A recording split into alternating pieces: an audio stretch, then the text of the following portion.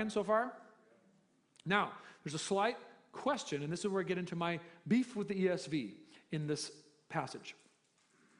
In our church, we believe that both men and women can serve in this type of role.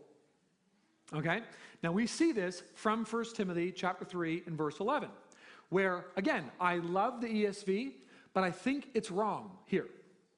1 Timothy chapter 3 and verse 11, they translate this phrase, their wives likewise must be dignified, not slanderers, but sober-minded, faithful in all things.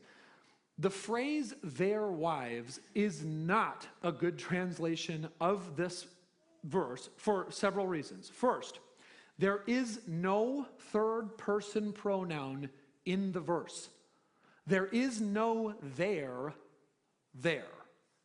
I hate that English does that, but it's not there. It's not in the text. Second, we know that Paul is introducing a similar class of servants by the use of the adverb likewise. So we could way nerd out on the grammar about this. There's no main verb in this verse. Must be is also not there. The verb is supplied all the way from back in verse 1, talking about elders. Elders must be, and then when you get down to verse 8, deacons likewise dignified. That's what it says in Greek. There's no verb. You have to supply the verb. And the reason for that is Paul linking that with elders. He's saying elders, like such and such, whatever. And now deacons, similar to elders, but a different job description, right? And then included within that is this group likewise. I think should be translated women likewise. Third, there is no corresponding requirement for the wives of elders anywhere in the New Testament. Okay?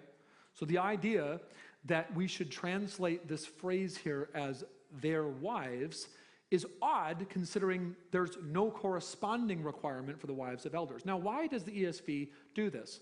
Well, we've noted this before.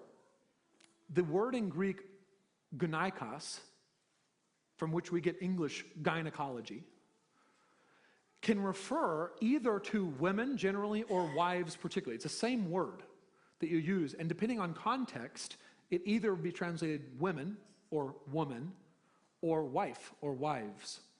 So the point here is that the ESV reads this as the wives of deacons, but it's not a good translation.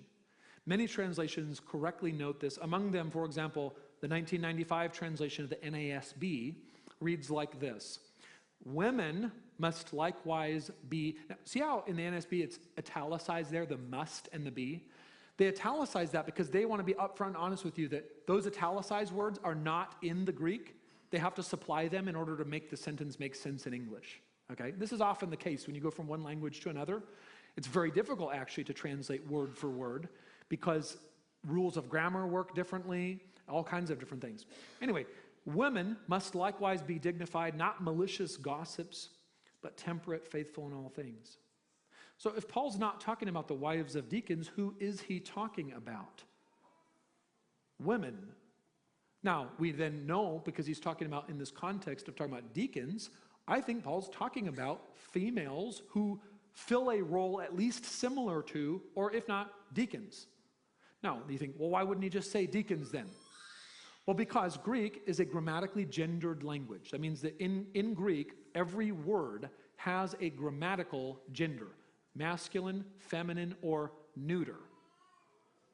And the point is, in Greek, there is no way. The word diakonos is a masculine word. And there's no way to make it feminine. It is a masculine word. And we know that this is the case, that this is a difficulty, because Paul used the masculine term diakonos to refer to a woman in Romans 16 and verse 1. He says, I commend to you our sister, Phoebe, clearly a woman, a deacon of the church at Kencray. Now, the ESV wants to avoid calling this person a deacon, so it translates that servant. There's exactly no reason to translate it that way, other than because they don't want to say that there's a woman deacon there. The ESV, every single other place that diakonos is used, they translate it deacon or minister. At that place alone, they translate it servant. Now, what's the point? The point is we believe both men and women can serve in the deacon role. This is also confirmed by the fact that the early church, within 100 years of Paul's writing, coined a new word in Greek, diakonisa, which is a feminine word grammatically. And they coined that term because they saw the need to have a way to articulate a female deacon role. And diakonisa is where we get the English term deaconess, as some churches would use that. Now,